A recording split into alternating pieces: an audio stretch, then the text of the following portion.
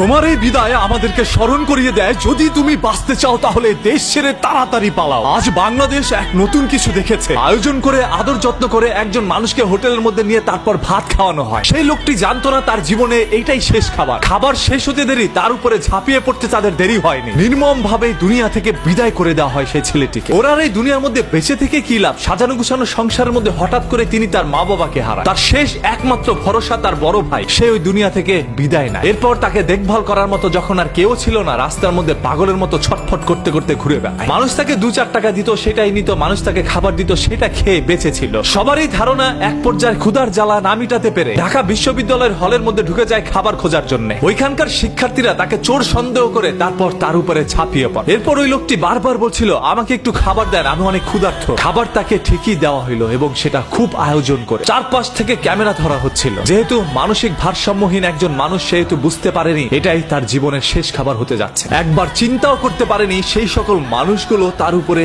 এইভাবে ঝাঁপিয়ে পড়তে পারে। বাংলাদেশের ইতিহাসে হয়তোবা এরকম কোনো মহর্ষ ঘটনা আগে কখনো ঘটেনি। আজকের এই ঘটনাটি আমাদের সবাইকে চিন্তায় ফেলে দিয়েছে। আসলে যদি আমরা বাঁচতে চাই তাহলে এই দেশ ছেড়ে আমাদের পালাতে হবে। এই দেশ আমার না, এই দেশের জন্মভূমি আমার না, এই দেশের মাটি আমার না, এই দেশের মানুষজন আমার না, এই দেশের কেউ আমার না। একটা সময় আমি আমার নিজেরও থাকবো না, আর তখন তাদের খেলনার পুতুলে পরিণত হব। এই ছেলেটির নাম হচ্ছে তোফাজ্জল। বরগুনার পাথরঘাটা এলাকায় তার জন্মগ্রহণ। তিনি একজন মেধাবী শিক্ষার্থী হিসাবে পাথরঘাটার একটি কলেজের মধ্যে ভর্তি হয়। এরপরই তার পরিবারের মা বাবা ভাই বোন সবাইকে হারানোর পরে পাগল হয়ে রাস্তার মধ্যে ছুটে বেড়ায়। এমন তো অবস্থায় ঘুরতে ঘুরতে তিনি ঢাকা শহরে চলে আসে, আর এটাই তার জীবনের শেষ সিদ্ধান্ত ছিল। আজকে ওকে যে আপনারা হসপিটালের মর্গের মধ্যে ফেলে রেখেছেন, ওকে নিতে কে আসবে? ওর তো পরিবারের কেউ নাই। যার এই দুনিয়ায় কেউ নাই, তার বেঁচে থেকেই বা কি লাভ? হ্যাঁ, আপনারা অনেক ভালো কাজ করেছেন ভাই, ওকে দুনিয়া থেকে বিদায় করে দিয়েছে। আজ ওর পরিবারের কেউ নাই, ও একা হয়ে গিয়েছে। আজকে ওর দাফনটাও হয়তোবা একাকিত্বর মাঝখান দিয়ে যাবে। তবে হ্যাঁ, আজকে তার পরকালে সবার সাথে দেখা হচ্ছে। ওর জন্য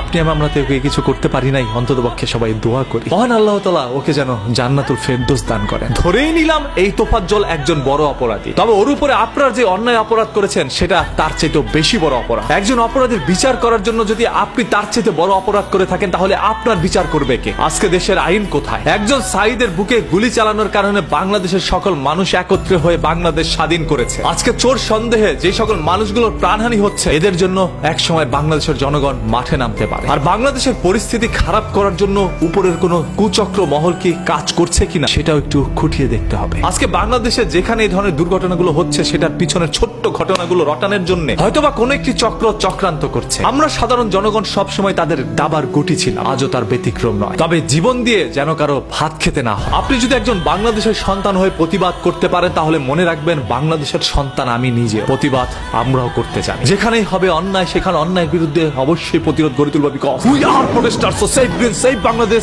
with me every time anywhere. ধর্ম নিয়ে কেউ যদি বাজে কথা বলে, তাহলে তাকে সুযোগ দিতে হবে, কারণ ধর্মবর্ণ নির্বিশেষে আমরা সবাই মানুষ, আর মানুষের চাই সর্বদা মানুষের পাশে দাঁড়াতে। এটাই তো আমাদের একটি নীতি হতে পারে। আজ কেন এই দেশ এরকম হয়ে যাচ্ছে? যে যা পারছে তাই করছে। দেশের মানুষের কি মানবিকতা হারিয়ে ফেলেছে?